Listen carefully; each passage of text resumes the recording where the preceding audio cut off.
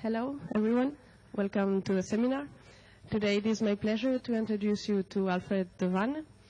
Alfred obtained his PhD in 2006 in the University of Utrecht in the Netherlands under the supervision of Professors Rutten and Keller.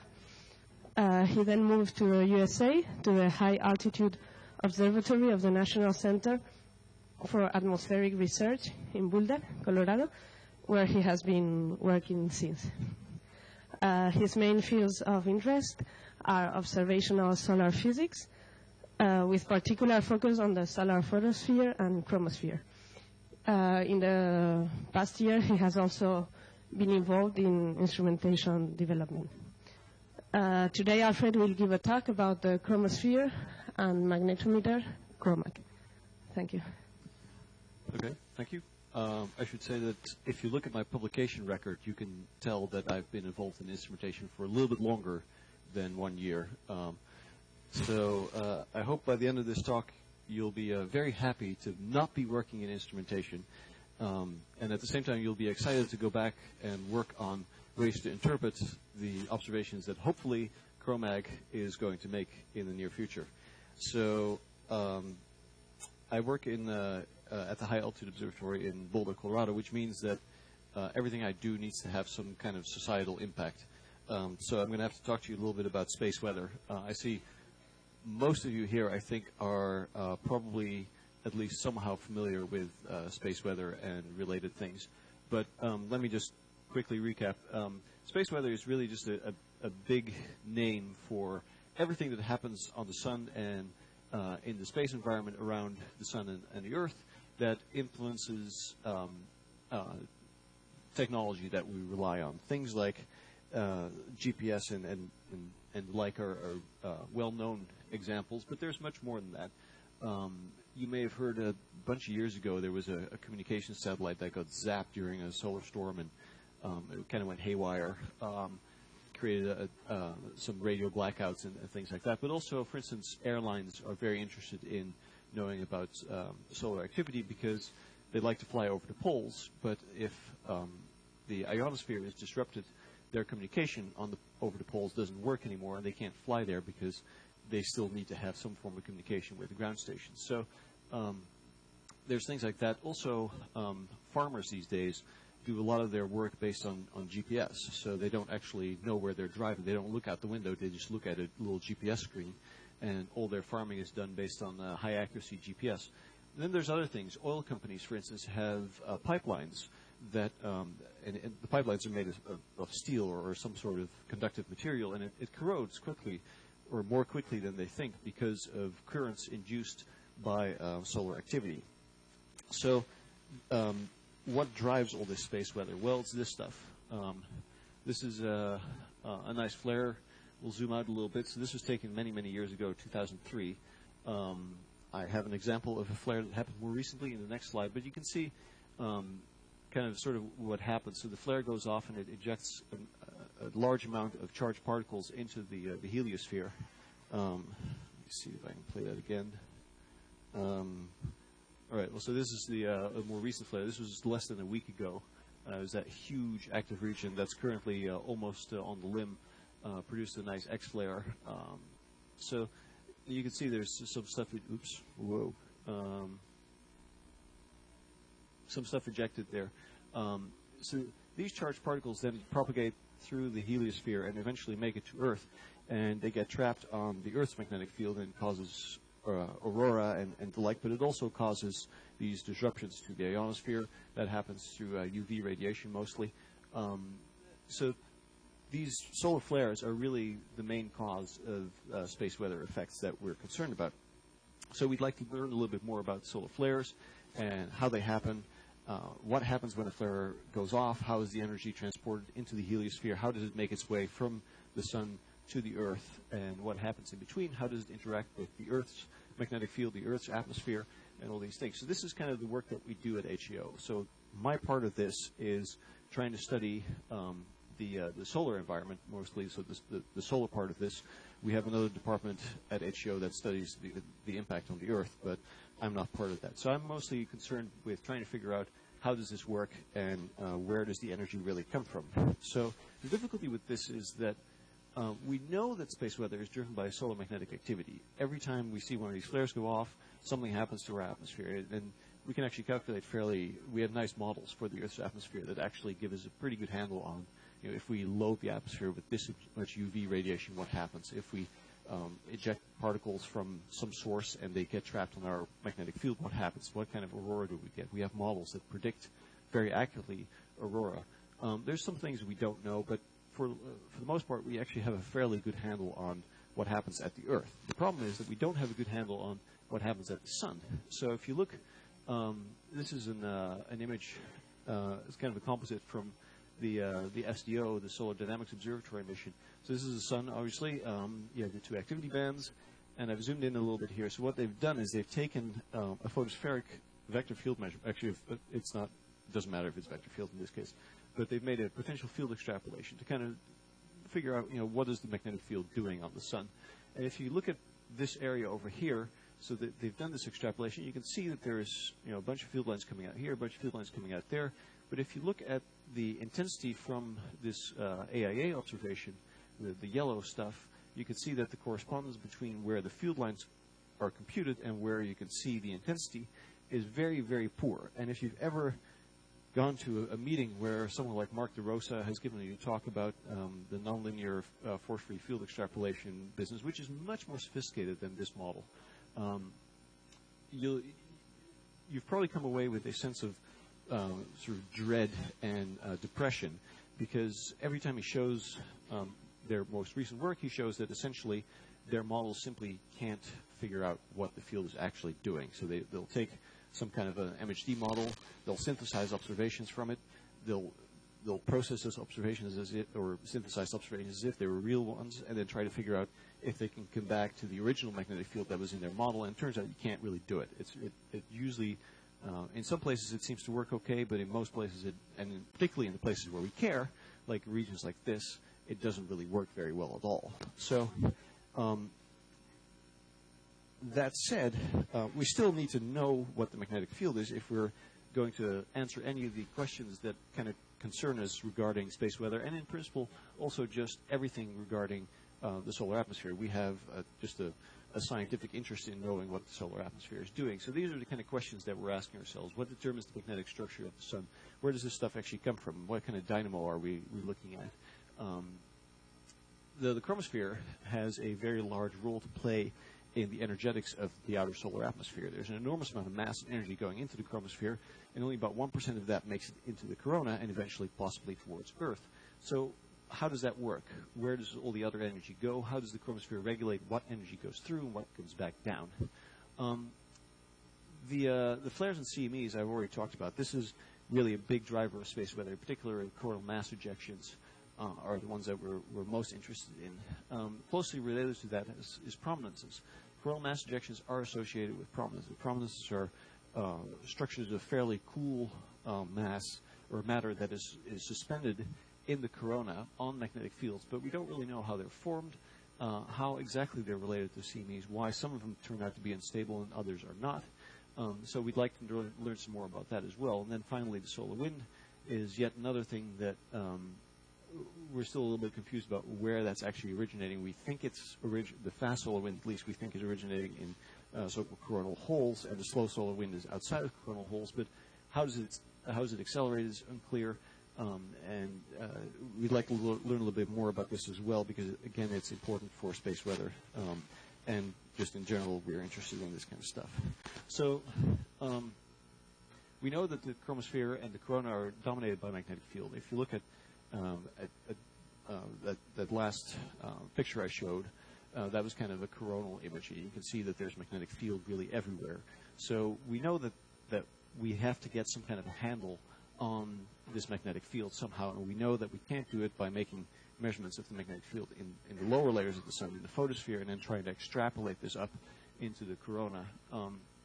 We really need to know the magnetic field at some force-free boundary. So the photosphere is a layer in which the gas pressure is still much higher typically than the magnetic pressure, which means that the gas kind of pushes the magnetic field around, and that means that it is not force-free. And we used to think that, oh, probably it's close enough, but it turns out it really isn't close enough. So we can't start from the photosphere and then go up. We need to really start at a boundary where the forces on the magnetic field are much lower so that we can do these kinds of extrapolations.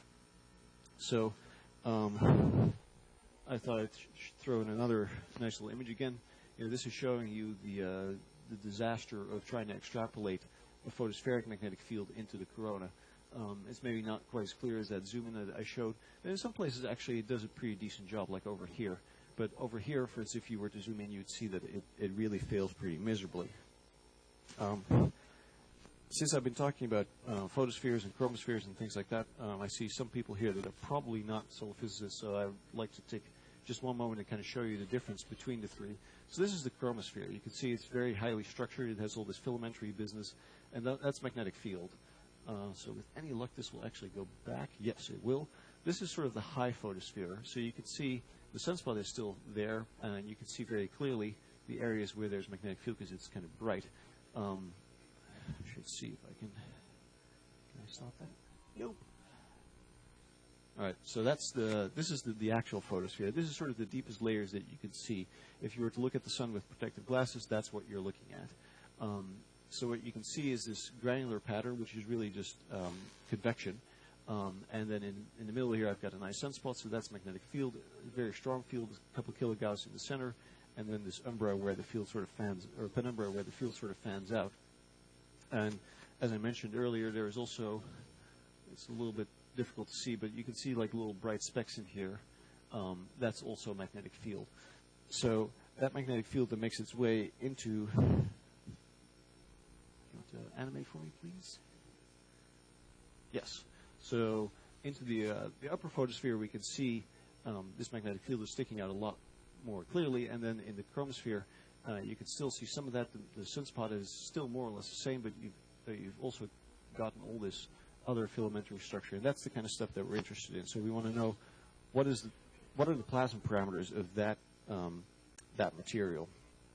So we've made a lot of progress actually in the last couple of years in understanding space weather, particularly the missions like the Inouye mission, the IRIS mission, and the Solar Dynamics Observatory was actually it was the mission from the Living with the Star program, which is specifically aimed at understanding space weather and just societal and general impacts of the sun on life on Earth. So we've made a lot of progress, but unfortunately none of these missions have any diagnostics aimed at determining chromospheric and coronal magnetic field. And we know this is really important. So if you talk to people about what they really want, this is usually the kind of list that they come up with. They tell you that they want velocity maps at different heights. They want to know Doppler velocities and proper motions at different heights in the solar atmosphere.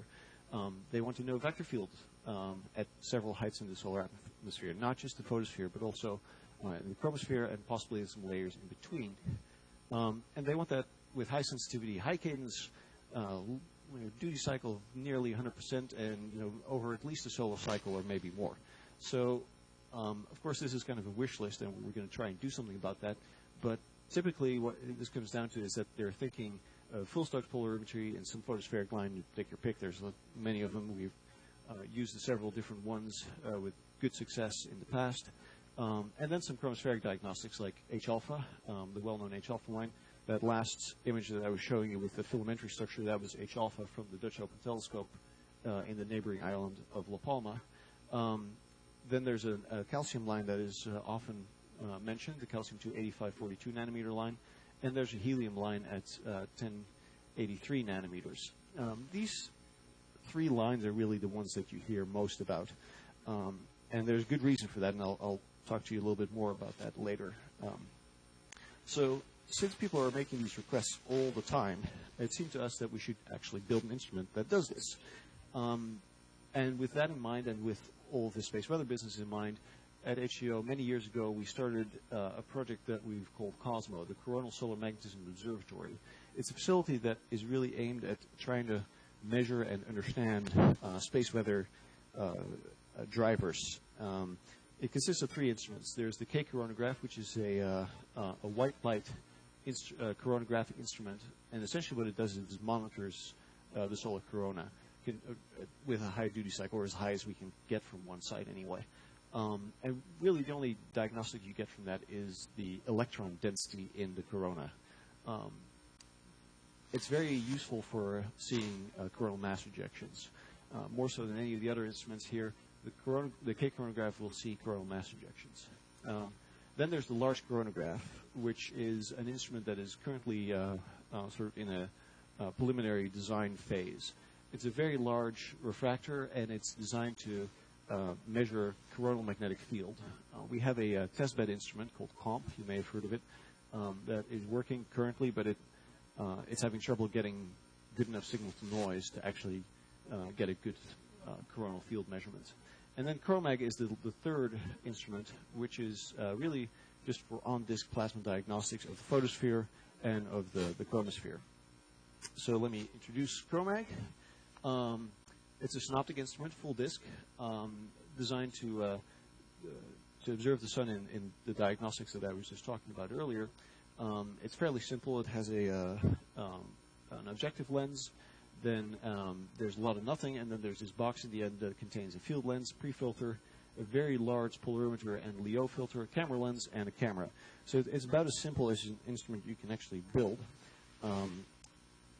which is good because even that turns out to be pretty hard.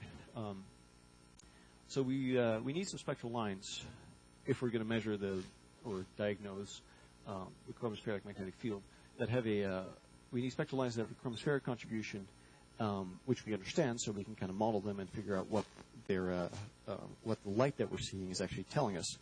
And we would prefer lines in the optical and near infrared. And the best candidates are these 4 lines. It's this helium line and the 3 calcium lines in the infrared. So typically you'll hear people ask for this helium line and this calcium line. And the reason is that the helium line is one of the better understood diagnostics of chromospheric magnetism. And of the 3 calcium lines, this is the only one that isn't blended with other lines and therefore is the most appealing one to observe. And actually, people have been doing this for a while now. So if we, this is an image from the Solis VSM instrument. It's a scanning spectrograph, so it takes maybe an hour or so to build up this image. And this is well, they call it a longitudinal magnetic field measurement in the chromosphere. It's probably not really quite chromospheric, but at least it's higher up in the photosphere than most of the diagnostics that you've seen so far. And this has been working for quite a while. This is an image from 2012. In fact, it's currently not working because it was taken down from its site since the National Solar Observatory is moving to Boulder, and they are looking for a place to put this thing. So if you want to put this maybe up on Izanya or somewhere else, let them know.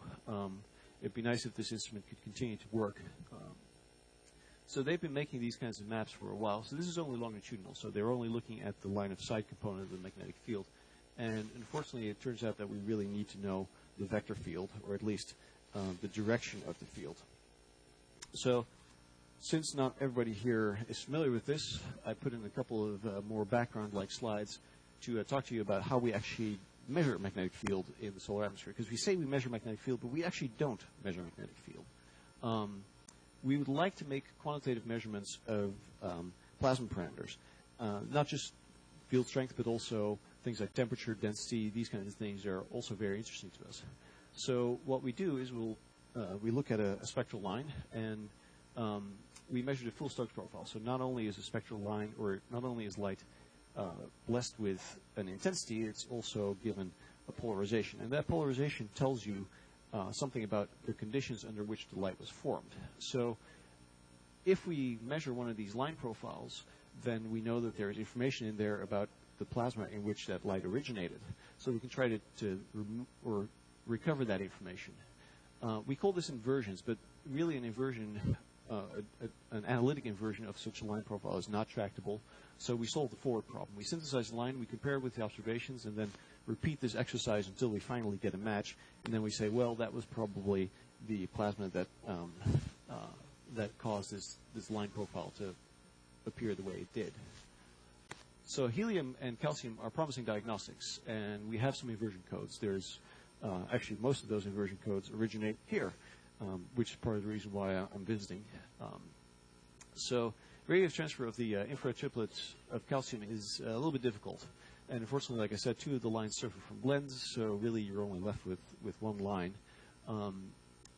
Then the helium line is a little bit easier perhaps to interpret. However, it's extremely weak outside of active regions because of the way that this line is formed.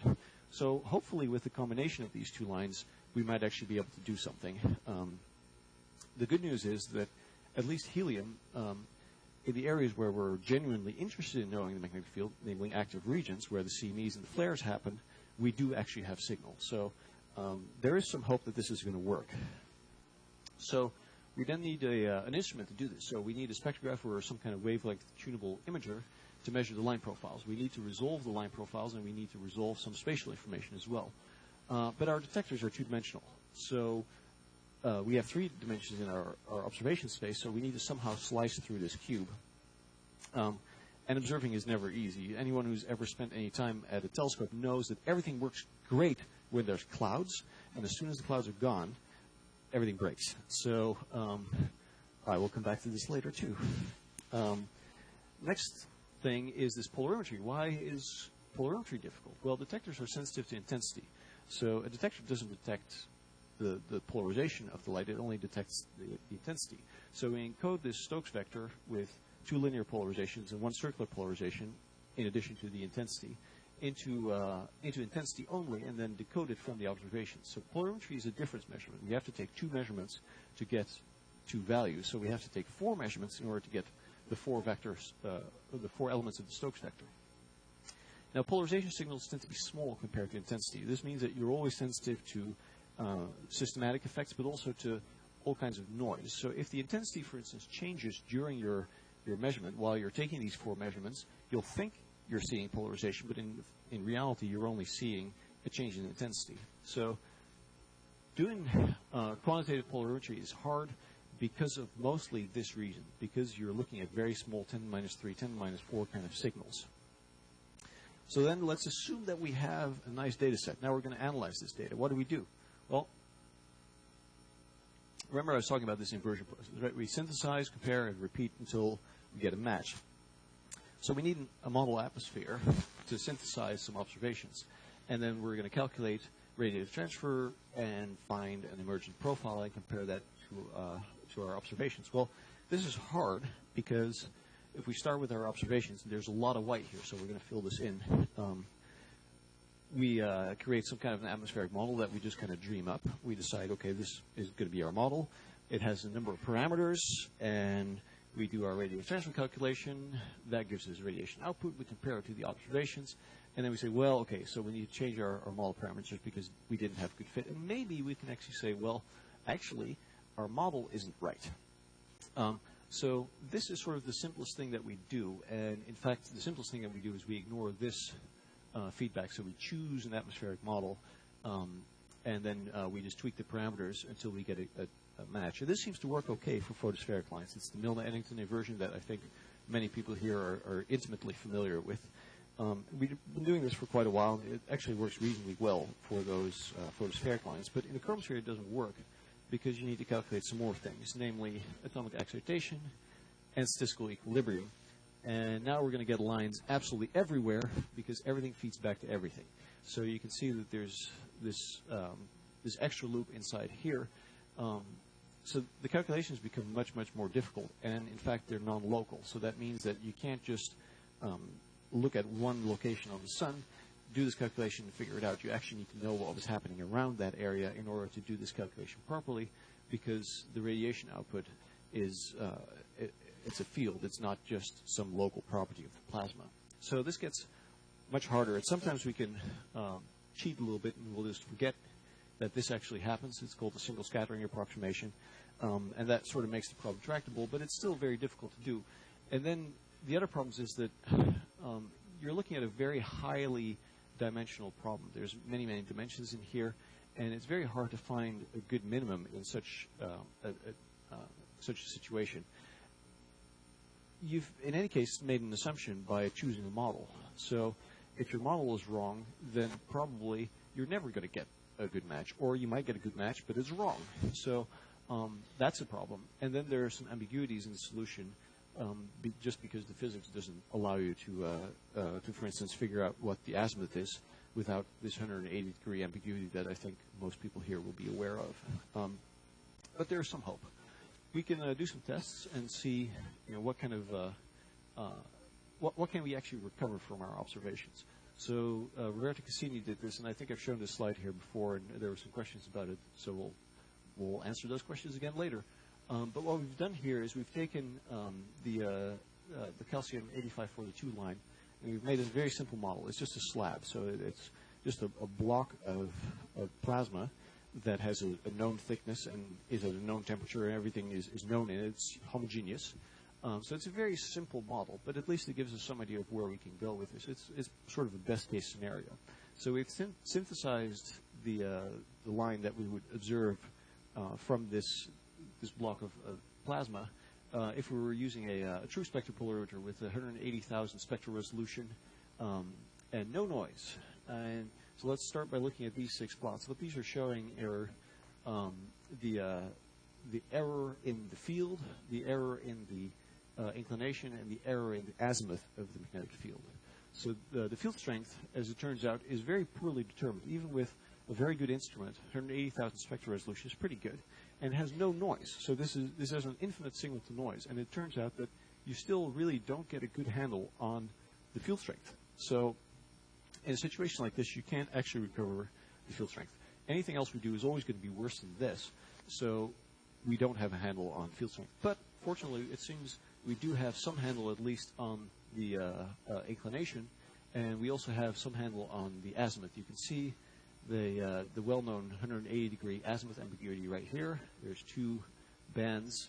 And then there's actually a 90-degree Van Vleck ambiguity that is a little bit less well-known, but it also exists, and there it is. So with an instrument like this, we could, while we can't recover the strength of the field, we can at least recover the direction of the field within the ambiguities allowed to us by physics.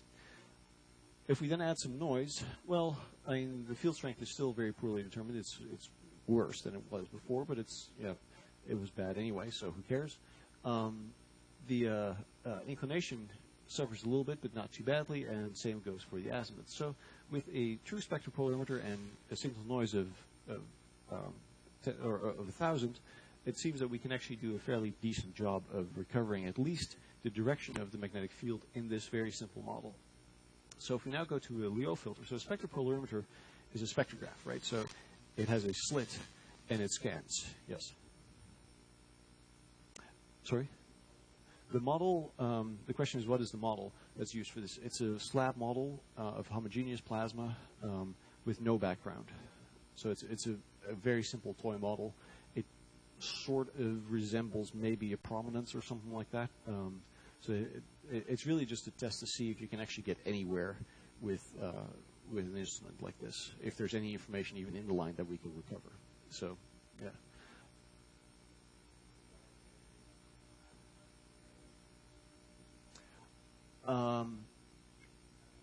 It's calcium, yes. I believe this is known as the Van Vleck ambiguity, and I'd have to go back and look to see exactly why it arises. But I know it's... I think this might actually also have Helmholtz effect in it. And I think that's probably where this ambiguity comes from.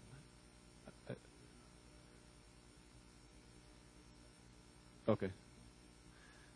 All right, so we can do the same thing with a Lyot filter. So a spectropolarimeter is, like I said, is a scanning spectrograph instrument. So if you want to get high cadence, it's kind of hard because you have to scan your one-dimensional slit over some two-dimensional area on the sky. A Lyot filter is an imaging instrument, so now we have to scan in wavelength. So typically the spectral resolution of a Lyot filter is much worse than of a spectrograph. As you can see, it's about, well, the sampling is about double that, but really the spectral resolution is only a quarter or so of the spectropolarimeter. But let's try it anyway. So we have, again, a very poor result in the field strength, but again, we still have a fairly decent result in the azimuth and the inclination of the magnetic field. And the same goes once we start adding noise. The field strength is now terrible, but the inclination and the azimuth is still reasonably well determined. So we have some hope that with an instrument based on a Lyot filter, so an imaging instrument that scans through the line with fairly coarse steps, we can still actually recover at least some information out of these spectral lines. So how can we do better than this? If we want to get some handle on, let's say, also the field strength, or if we want to improve the determination of the azimuth and the inclination, what can we do? Well, really the only thing that's left to us, we can add more constraints by adding more observations. So multi-line diagnostics in particular turn out to be very powerful, and if you've ever worked with Inouye data, the spectro-polarimetry on Inouye looks at these two iron lines, 601.5 and 602.5 angstrom lines. And this is there's a sunspot over here. There's some more or less quiet sun over here. There's probably some plage over here. And in the Stokes V, so the circular polarization, you again see the two lines. And you can see that the splitting between this line is different from the splitting in that line.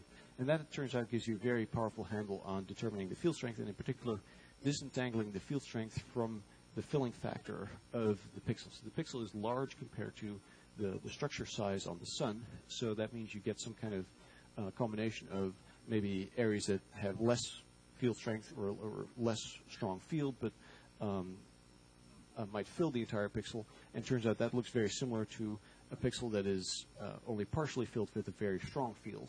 But if you have this kind of a diagnostic where you have the two lines, you might actually be able to recover that information. So we're interested in building now an instrument that has most of the lines that we've been talking about so far. And here is the lineup for ChroMag. So, like I said, it's a full disk imager, but it has a wavelength tunable Lyot filter in it, and it does full Stokes polarimetry in the following 5 lines. The helium 587.6 and 10830 lines are particularly interesting for chromospheric magnetograms, with emphasis on the last one. The 587.6 line is really only interesting off the limb. You can't really see much on the disk of the sun, but it turns out to be very interesting for prominence diagnostics. And prominences are really just filaments on disk, and filaments are known to be associated with coronal mass ejections. So these two lines are very interesting for those diagnostics. Then H-alpha is the very well-known chromospheric diagnostic of choice for people that look at chromospheric structure, but it turns out it's actually also interesting for electric field diagnostics. So another important line to have. Then the 8542 line was added just because, well, of the 3 calcium lines, it seems like it's the most reasonable choice. Again, hopefully for photospheric magnetograms. And then we just added the this iron line, which is photospheric line. It's the same one that the Solar Dynamics Observatory HMI instrument uses, which is nice because it means that we already have sort of canned diagnostics that we could apply to this without too much thought. We're hoping to get a cadence of about a minute to get through all of these lines. Our spatial resolution is pretty low. 2.6 arc seconds is not particularly great. That's kind of, well, that's just kind of the way it is, because if you buy a camera, you're going to get, this many pixels. If you want the whole sun on your detector, this is what you end up with, unless you have enormous amounts of money to spend on your camera. 2.5 arc seconds roughly is more or less what you're going to get. It actually doesn't really matter, because right now this instrument is in Boulder, and the seeing is genuinely horrendous. So I'm never even going to get 2.6 arc second resolution. Field of view is plenty large for the whole sun, and with enough integration, we believe that we can get signal to noise of greater than 10 to the 3. So that's a good point, though, because people think you can get everything, but there's laws of physics in the way, and the sun isn't very bright. So actually scanning through all these lines with a minute cadence is okay, but you're not going to get signal to noise of 10 to the 3 everywhere in a minute. In fact, we get maybe a signal noise of a couple hundred in a minute or so, which means that in order to get a signal to noise of 1,000, we're looking at about an hour's worth of integration time. So again, a quick overview of the instrument. So there's a primary lens. This used to be a lens that I had cannibalized from another instrument, but I got some money and I bought a nice achromat lens. It's a 13.5 centimeter aperture, about a 2 meter focal length. And that feeds this back-end system, which is essentially an off-the-shelf field lens, a bunch of pre-filters that select which line I'm looking at, then this polarimeter and Lyot filter that does the polarimetry and the narrowband filtering of the light, then a camera lens, again off the shelf, and a focal plane. So, like I said, it's a very simple instrument. But this is the heart of it. This is this Lyot filter. And I've put these figures up here. I'm not sure if you're that interested in it, but it gives you some idea of what this filter can do. So the spectral resolution is about 30,000. That's more or less what we had in this very simple model. It's typically, the spectral resolution is, yes, 30,000. It's typically about, a factor of 4 to 8 less than what you'd get with an actual spectrograph. It's electro-optically tunable. It takes about 0.2 of a second to tune from any one position to any other position. Has a pretty good usable wavelength range. We can actually get to any line in here. So if you find that there are other diagnostics that provide interesting information and they're in this wavelength range, let me know. I'll buy a pre-filter, we'll put it in, and we can observe the line. It's a very, very large filter. This is one of the largest Lyot filters that was ever built. It is 88 millimeters of calcite, and so here's why building instruments is a drag. This is, well, it's not my desk, but it's more or less what my life looked like for quite a while. So a Lyot filter is built up of many, many different parts. We have polarizers over here. Then we have a half-wave retarder. This is used to improve the field of view effects of the filter. Then there's the liquid crystal variable retarders that are used to tune. There's 6 of those, 4 over here and 2 over here. And then there's a bunch of calcite over here. And then there's a bunch of calcite over there. And then there's lots of calcite over there. And then you can see these stacks in the back over here. And that's all polarizers, retarders, more calcite. There's about 50 or 60 optical components in this filter. You have to test every one of these individually. So this is a test of one of these half-wave retarders. So the fast axis angle is more or less 0 degrees, which it's supposed to be, and the retardance is very close to half-wave over this large wavelength range. Do the same thing for the liquid crystal variable retarders. Again, the fast axis is reasonably stable. This is good, but now the retardance changes as a function of wavelength because it's not an achromatic device. It's a very chromatic device. So we have to characterize this curve to figure out exactly what we've got. Same thing goes for the calcite. We actually took calcite out of an old Lyot filter because calcite is kind of hard to get, and even if you can get it, it's very expensive.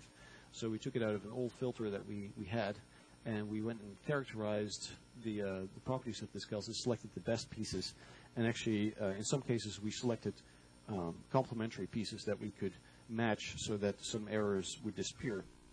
And then you go stare at things like this. So what we're looking at here is a light box in the bottom that is monochromatic. There's a green line that this emits. And this is a single stage of the Lyot filter. And what you're seeing is this bullseye pattern. This is good. This means that the white fielding is working properly. If the white field was not working properly, you'd actually see a hyperbolic pattern rather than a circular pattern. So you do this for every stage, and once you've decided that everything is okay, you go sit in a vacuum cleaner for about 2 days or so to build it up. So we start with an entrance window, and then you start building a stage of the Lyot filter up like that until you get this enormous stack that looks like that of elements. All these elements are bonded together with index matching gel so that the interfaces between the glass kind of disappears. And then you say, okay, this looks great. We'll take it into the lab and we'll do some tests. And the first time you do that, it doesn't work because you screwed something up. You've got to take it apart again, put it back together, and then you do it right. And you get curves like this. So this is taken with a spectrograph. It shows the transmission profile of the Lyot filter for various different tuning positions, together with, in the bottom here, it shows the pre-filter. So this is for H-alpha. You can see that we are more or less getting the spectral resolution that we're hoping to get from theoretical considerations. Same thing goes for the 8542 line. Again, we scan through it, and we remember these profiles because they'll be useful in the future, actually. And for 1030, our pre-filter is kind of, well, it has this wiggly pattern on top of it, and you can kind of see that in here as well. So that looks really great. You say, okay, awesome, my filter is working. You take it out and put it on your instrument, and it doesn't work.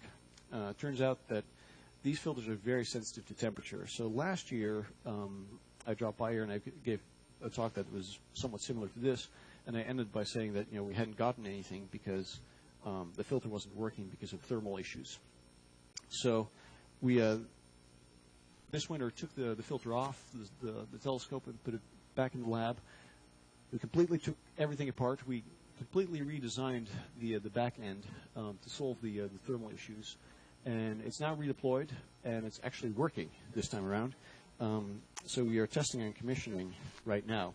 So this used to be, this back end here used to be just a hacked together piece of duct tape and cardboard and things like that. And now it's actually a real box. I'm very proud. We still have cardboard in there and duct tape, so don't worry. It's still a prototype instrument. There's actually a lot of duct tape back here. Let me see if I have a slightly better, maybe this one's a little bit better. So this is the objective lens. There's my polarization calibration unit, which is also important to have. And in this back end, there's this sequence of the field lens, the pre-filter. Underneath this piece of cardboard is my Lyot filter, and there's my camera in the back. So I can leave you with the good news that, in fact, we are getting good data finally. So, of course, like I said, the way this works is everything seems to work okay when it's cloudy, and then when the clouds disappear, it doesn't work anymore, and you have to figure out what's wrong. So I spent a lot of time prior to this, to coming here, trying to figure this out, and actually only the week before I left on my trip did I get it working, and then the rest of the week it was cloudy. So unfortunately, this is the only data I've got, but this is H-alpha, so you can see some of the brighter stuff. That's the magnetic field. You can see these dark structures. Those are the prominences. Quite a few of them around. I also have calcium 8542 to show a similar thing. The bright area is the magnetic field, the vertical magnetic field, at least the stronger magnetic field. And you can see this prominence as well. If we zoom in a little bit, let's start with the H-alpha. You can see there's actually quite a reasonable amount of fine structure to see, despite the terrible seeing in Boulder. These images are completely unprocessed, so you can see there's some artifacts from the camera in there, but it gives me good hope that once I can calibrate these, I'll actually have some pretty nice data to look at, and this is for the calcium line, same area as well. So that was what I wanted to show you today, and I'll gladly take some questions.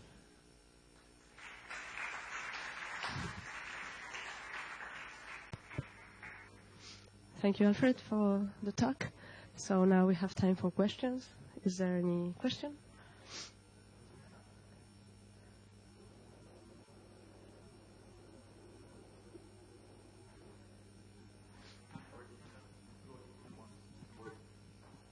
Once it's working, the question is, once it's working, where will it be deployed?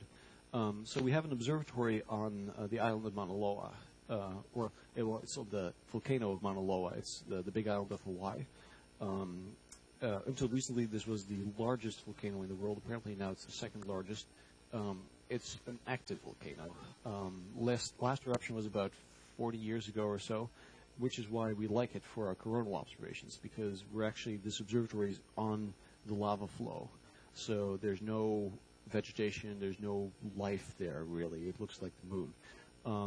So that's where our observatory is. It's a good site for coronal imaging because of the low particles, or low dust particles in the air. Unfortunately, it's not quite as good for just direct, straight observations of the sun, but it's where the observatory is, and it should still be a lot better than Boulder. So presumably, once we go there, we'll get better resolution out of it. Any other? Okay. So, sorry. How do you plan to do the inversions of these data? Because it's a huge... Let's talk. Don't point at me. Yeah. So, for the photospheric iron line, it's relatively straightforward. We'll just use the HMI inversion code that already exists. But of course, those are not so interesting observations to actually produce because HMI does a much better job. So then that leaves us with the other lines. The data volume is worrying. There's a lot of data, and my experience with this is that well, so the HMI code is designed to work. Basically, you give it data and it produces a result. But the chromospheric diagnostics are not quite so mature. So it seems to me that they require a lot of hand-holding and coaxing to actually get a result out of it. So this isn't applied in sort of synoptic observations yet. So we need to go in that direction. We need to work on making these codes more robust, and we need to figure out which diagnostics we can actually produce from our data in a synoptic fashion that are robust and give us good results. Things like the Dopplergrams, the velocity measurements, those won't be that difficult. The field measurements are going to be much harder. The inversion problem, as you know, is not, or even the forward modeling problem, is not tractable for most of this kind of stuff. So we need to look at diagnostics like PCA decompositions and that. So there's a lot of work to be done in the development of diagnostics. But the way this tends to work is that unless you have the observations to actually develop diagnostics on, or unless you have some kind of strong driver with a lot of money behind it to develop these diagnostics, it doesn't really happen. So it happens for satellite missions, and it happens once there's an instrument that's producing this kind of data. But until then, it kind of stays at a smaller scale. So I hope, that once we start producing data, that people like yourself will be interested enough to actually work on developing these kinds of diagnostics. Any other? Alfred, did I understand you correctly that you need, to get a high signal-to-noise ratio, you need hours of integration? Yep. So, and how does that limit the possibilities of observing? Because the structures change a long time. So in a matter of hours, you may have clear changes. Yeah. So doesn't that kind of boycott your inversion procedure? In some ways it does. In other ways it might not be so bad. The chromosphere, being a low beta plasma, is fairly stable in terms of what the magnetic field configuration is like. So unless there is dramatic events happening like flares, it seems like the magnetic field in the chromosphere is reasonably consistent for fairly long periods of time. So that's nice to know, because it means that we might be able to actually integrate for that kind of period of time and still get some reasonable result. Of course, if we're interested in flares, we would like to have faster cadence. So the integration time of an hour or so to get into the 3 signal to noise is if we do all of our if we go through all those 5 lines. If we go, let's say, through only 3 lines, we might be able to go to 40 minutes or so. If we only do 1 line, you might be able to go even faster, because you don't even have to change your pre-filter anymore, so now you can just sit and accumulate in this 1 line. So we need to very carefully look and see what are the diagnostics that we want to have, what kind of signal to noise do we need for those in order to say something useful, and then we need to tailor our observation programs to get that particular kind of data. So again, this is a bit of an expedition to figure out what can we actually do with this. The data volume, again, also comes into play here, because there's a lot of data to be gathered. But if we can already on the mountain bin a bunch of stuff, or add together a number of observations through, let's say, increase the signal to noise at the expense of cadence, because we know that with this low signal to noise that we get from a single observation, we don't get anything. That's great, because that means we don't have to transport quite as much data off the mountain. So, yeah, we need to figure this out, and this is why we're testing, essentially, at this point. It's really a test instrument. It's not meant for production work at this point. Any other? Okay, so now there's a scientific coffee at the library if you want to keep talking about this. So let's thank again Alfred. Thank you. Thank you.